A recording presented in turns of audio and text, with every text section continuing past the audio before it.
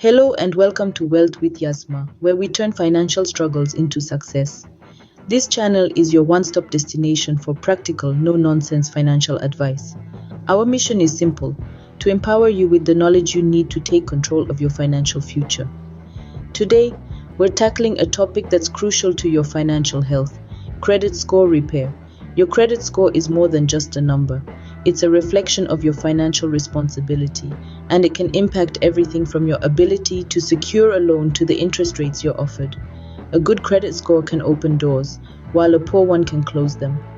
But don't worry, even if your credit score isn't where you want it to be, there's always room for improvement. Stay tuned as we dive into the simple steps that can help improve your credit score quickly and efficiently. First and foremost, you need to understand what a credit score is. So let's dive straight into it. Essentially, a credit score is a numerical representation of your creditworthiness.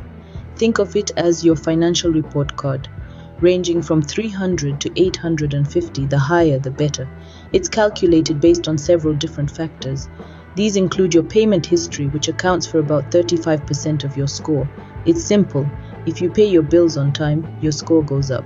If not, it goes down. Next is the amount of debt you owe, which makes up about 30% of your score. Maxing out your credit cards or having high loan balances can lower your score.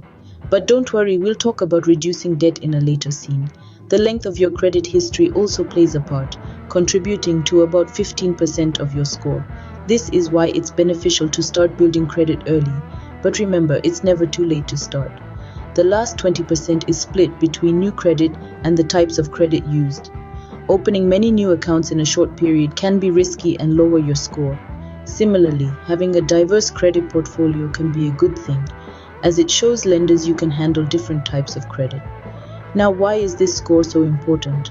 Well, it can affect many aspects of your life, from getting a loan to renting an apartment, even to certain job opportunities. A high credit score can mean better interest rates, more trust from lenders, and overall more financial freedom. And it's not just about the big things. A good credit score can make everyday life easier and less expensive. It can mean the difference between getting that dream apartment or settling for less, between that shiny new car or the used one with too many miles. Now that we've got a better understanding of what a credit score is, it's time to look at how you can start repairing it. One of the first steps in repairing your credit score is checking your credit reports. So, what is a credit report? Think of it as your financial report card. It's a comprehensive record of your borrowing and repayment history. Credit bureaus compile this information, and lenders use it to determine your creditworthiness.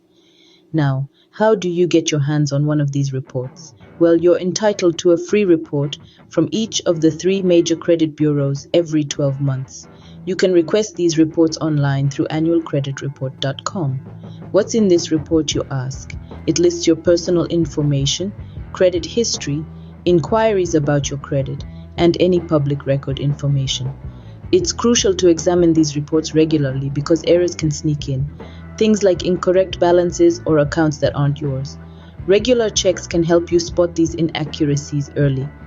Once you've identified any errors on your credit report, it's time to dispute them. Disputing errors on your credit reports can be a crucial step in repairing your credit score. Why? Because these inaccuracies can negatively impact your credit score, making it harder for you to secure loans or even land a job. Now let's get into how you can dispute these errors. First, you need to contact the credit bureau that produced the report with the error. In the United States, there are 3 major credit bureaus, namely Experian, Equifax, and TransUnion. Each of them has a process for disputing errors, which you can find on their respective websites. But don't stop there. You should also contact the creditor or company that provided the erroneous information to the credit bureau. It's crucial to get to the root of the problem and make sure the same mistake doesn't happen again in the future. Now you might be asking, what should I include in my dispute letter? Well, it's important to be clear and concise. State the facts, explain why you believe the information is incorrect, and request that the error be corrected or removed. Remember to include copies of any documents that support your claim. This could be bank statements, payment records, or any other relevant documentation. And don't forget to keep copies of everything you send, just in case you need them later. While writing your letter, Always be respectful and professional. You're more likely to get a positive response if you approach the situation calmly and logically. After you've sent your dispute letter, be patient. It can take up to 30 days for the credit bureau to investigate your claim. During this time, the bureau will contact the creditor or company that provided the erroneous information, who will then review their records.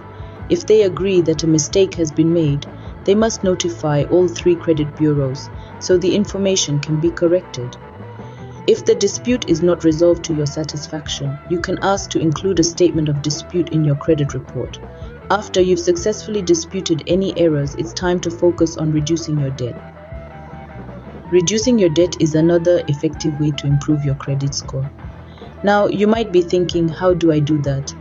Well, don't worry, we've got some strategies for you. Firstly, budgeting. It's a simple and effective method to keep your finances in check. Start by listing all your income and expenses, then prioritize your spending. Remember, your goal is to spend less than you earn. This will allow you to start paying off your debts and in turn boost your credit score. Next up, debt consolidation. This is a strategy where you combine multiple debts into a single, larger piece of debt, often with more favorable payoff terms. It simplifies your debt management and it could lower your interest rate, making it easier for you to pay off your debt faster. Now, let's talk about negotiating with creditors. It may sound intimidating, but it's a viable option. If you're struggling with high interest rates or unmanageable payment amounts, reach out to your creditors. Explain your situation and see if they can offer a reduced interest rate or a payment plan that fits your budget. Remember, it's in their best interest for you to repay your debt, so they might be more flexible than you think. So, you've budgeted, consolidated, and negotiated. What's next? Well, it's time to see the fruits of your labor. As you reduce your debt, you'll see your credit score start to rise. That's because your credit utilization ratio, which is how much of your available credit you're using, plays a significant role in your credit score. By reducing your debt, you're lowering this ratio, and voila, your credit score goes up. But don't stop there. It's not just about reducing debt, but also about maintaining good financial habits. Stay on top of your payments, don't take on debt you can't afford, and keep your credit utilization low. Once you've reduced your debt, it's important to maintain good financial habits to keep your credit score high. You've worked hard to get here, so keep up the good work. On to the next chapter of your financial success story. Maintaining good credit habits is key to keeping your credit score high. It's like brushing your teeth every day to prevent cavities. What are these habits, you ask? Well, kickstarting with paying your bills on time. It's simple but powerful. Late payments can be detrimental to your credit score. Next, keep your credit balances low. This shows lenders that you can handle credit responsibly and not max out your cards. A good rule of thumb is to use less than 30% of your available credit. Avoiding new debt is also crucial. It's tempting to open a new credit card for that discount at checkout, but remember, every time you apply for new credit, it can ding your credit score. These habits can help maintain a good credit score. But remember, Rome wasn't built in a day, and neither is your credit score. Repairing your credit score doesn't happen overnight. It requires patience and consistency. And that's it. Those are the simple steps you can take to repair your credit score. Let's quickly recap. First, we unpacked the concept of credit score. Then we delved into how to check your credit reports. We discussed how to dispute any errors you might find on these reports. Next, we talked about reducing your debt and the importance of maintaining good credit habits. Each of these steps is a crucial part of the journey to improving your credit score swiftly and efficiently. It's important to remember that repairing your credit score isn't just about increasing a number. It's about setting yourself up for financial success. It's about being able to make those big life purchases without worrying about high interest rates or loan denials. If you found this video helpful, don't forget to give it a thumbs up and subscribe to Wealth with Yasma for more financial advice. Remember, your journey to financial success starts here.